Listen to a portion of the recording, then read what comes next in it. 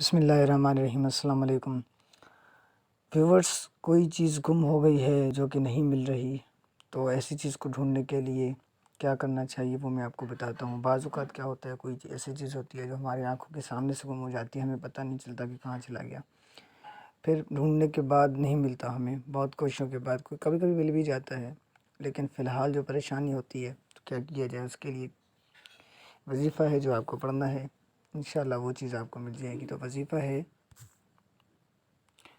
کوئی چیز گم ہو گئی ہو تو سورہ آل عمران کی آیت نمبر 9 ہے یہ۔ میں آپ کے لیے جو بھی چیز لاتا ہوں وہ قرآن پاک میں سے لاتا ہوں، یا جو بھی چیز لاتا ہوں جس سے آپ کو نقصان نہیں ہوگا۔ قرآن پاک روحانی ہے، جس سے آپ کو کوئی نقصان نہیں ہوگا، فائدہ ہی فائدہ ہوگا۔ تو یہ آیت کریمہ ہے، ربنا انکا جامع الناس لیوم لا ریب فیہ ان اللہ لا یخلف المیعاد۔ یہ آیت کریمہ ہے، ربنا انکا جامع الناس لیوم لا ریب فیہ ان اللہ لا یخلف المیعاد۔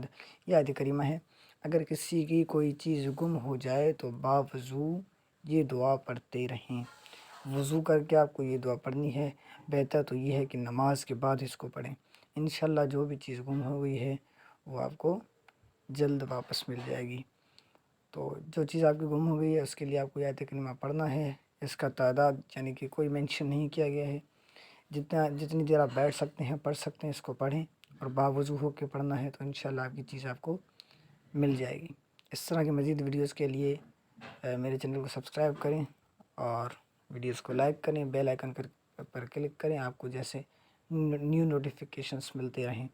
اللہ آپ کو اور مجھے اپنے حفظ و امان میں رکھے۔ ملتے ہیں نیکسٹ ویڈیو میں۔ اللہ حافظ۔